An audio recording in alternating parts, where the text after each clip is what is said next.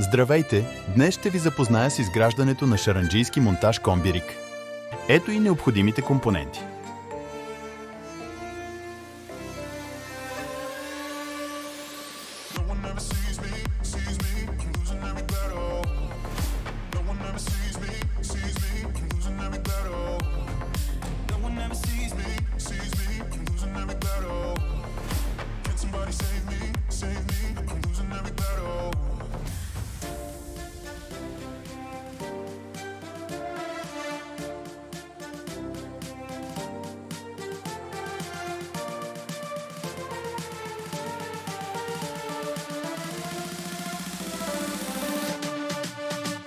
Да започваме!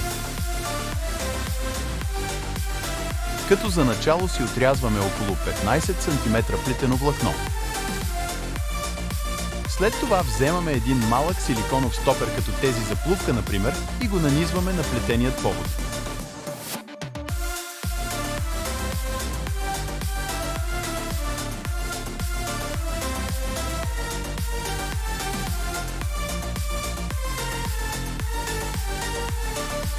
Правим един малък клуб в горната част на повода, където е стопера.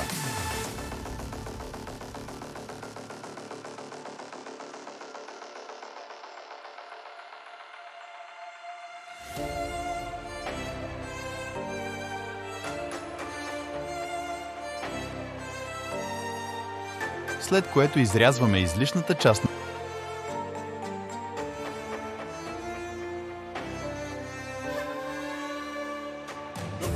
Държа да отбележа, че царевицата, която поставям сега, е плуваща и ще се получи поп-ъп презентация.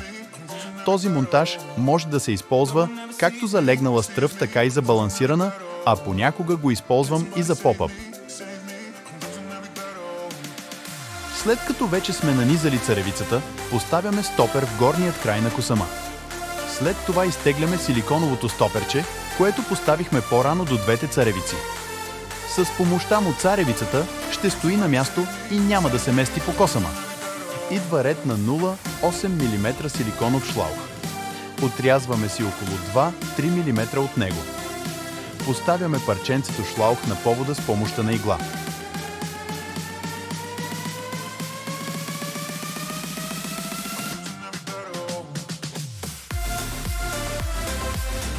Взимаме една кука, в случая тази е 8 номер кърв шанк, и прекарваме острият и край през шлауха заедно с повода.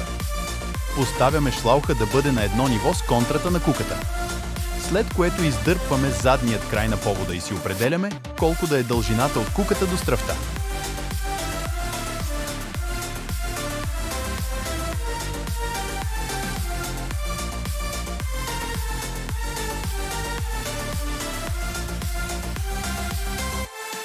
След като вече сме свършили това, правим всеки му известният възел без възел. Прекарваме краят на повода през външният край на ухото на куката, правим 5-6 навивки и прекарваме отново през външният край. Винаги гледайте, когато прекарвате влакното през ухото на куката, то винаги да излиза от вътрешната страна на рамото. Взимаме около 20-30 см флуорокарбонов повод. И тук вече идва малко по-сложната част. Правим голям клуб с флуорокарбона, взимаме вече вързаната кука. Прекарваме плетеното влакно на куката от долната страна на клуба и започваме да навиваме около 5 или 6 пъти в едната посока. След това връщаме 2-3 пъти в обратна посока и прекарваме краят от там, откъдето сме вкарали влакното първоначално.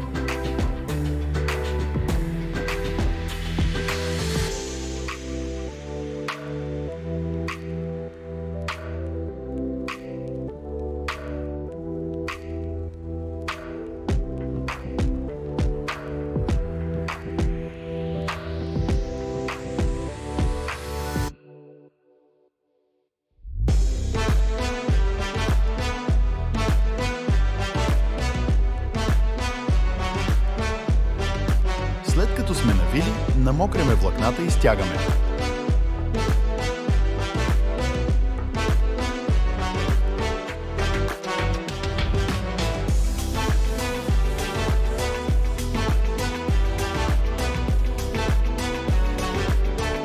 Изрязваме двата излишни края на двете части.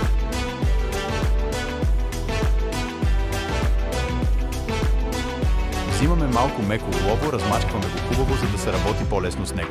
След това го смачкваме, става нещо като малка питка и го поставяме чрез въртеливи движения там, където е възелът между двете влакна.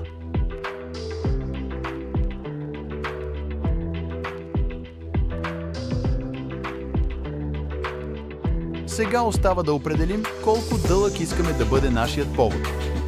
Аз лично, ако ловя на места с повече тиня, оставям повода по-дълъг, около 25-30 см. След като сме определили дължината, взимаме задният край на повода и правим клуб. Възелът, който използвам, се нарича осмурка. Отново задължително намокряме и стягаме. След това остава да поставим противоплитащ шлаух. И сме готови. Искам да отбележа, че тук слагам цял шлаух. Но в повечето случаи отрязвам парче и поставям шлауха, колкото да закрие бързата връзка.